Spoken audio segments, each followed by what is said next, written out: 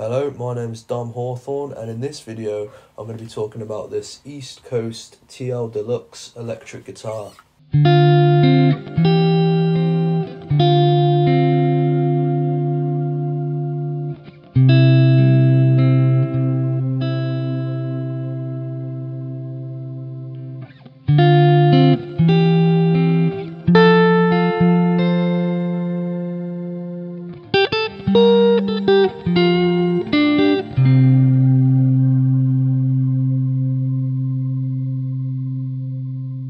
So this guitar is basically a very cheap, budget-friendly Telecaster that is very much aimed at kind of beginner guitarists. But it does have a few features that you'd really expect to find on kind of higher end guitars. So with the Telecaster being quite a simple guitar anyway, there's not too much to talk about spec-wise. It's got a basswood body. The hardware, the tuners are quite cheap tuners. They're kind of like your standard Chinese tuners, and the same goes for the bridge as well. But what's interesting is it's got a P90 pickup in the neck, which I think is really cool. And then it's got a standard Telecaster single coil bridge pickup as well. But what's really interesting is the guitar has a roasted maple neck, which is something that I would expect to see kind of on more high-end kind of maybe like high mid-range guitars, kind of maybe £600 and upwards.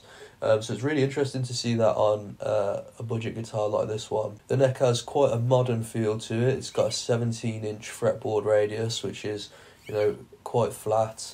And the neck profile, I'd say, is kind of in line with some of the more modern Telecaster style guitars.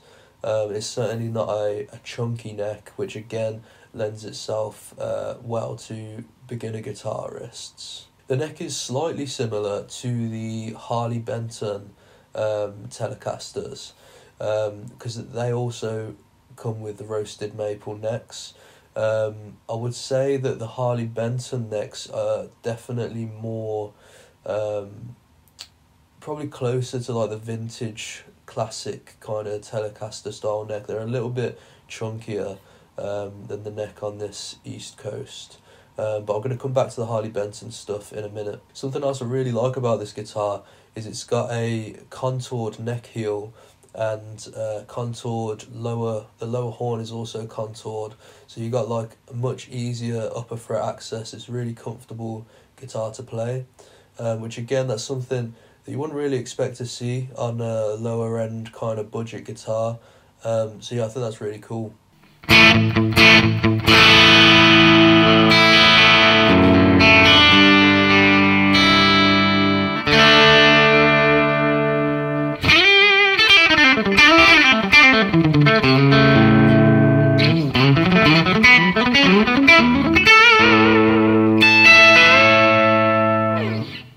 The build quality is also really impressive on this guitar. I literally can't find a single thing that I would say is wrong. The fretwork's really nice. There's no sharp edges. There's no high frets. The strings don't catch anywhere on the fretboard, which again at this price range, so this one was £140 around about there. So in that kind of price range, really you'd expect can be a bit 50-50 what the fretwork's going to be like on a guitar in that price range. The only thing I would say is the nut could have maybe been filed a little bit neater. It's perfectly fine, like it doesn't cause any issue with playing or tuning or anything, but it just could look a little bit neater. The pickups and the electronics sound fine. The electronics themselves, like the potentiometers and the capacitor and the switch, is obviously all Chinese. So it's not top quality or anything like that.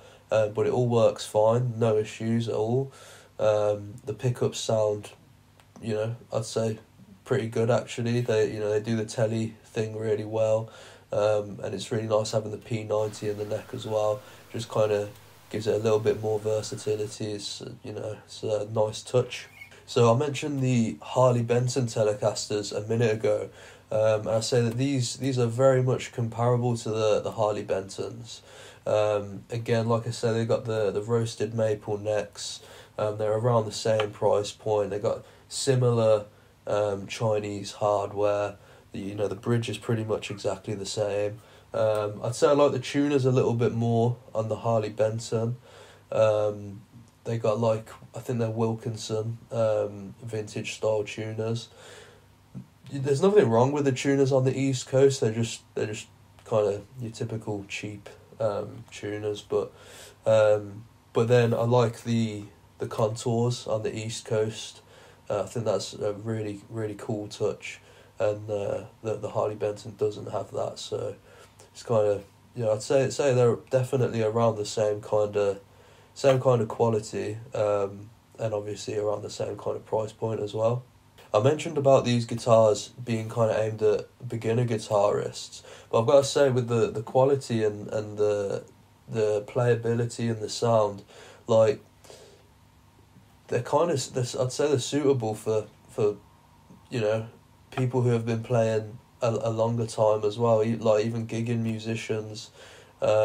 Certainly if you was to kind of upgrade the tuners, put some brass saddles on, and then maybe a bone nut as well, then in my opinion this could be a perfectly good gigging guitar, which it is. That is what I plan to do with this guitar.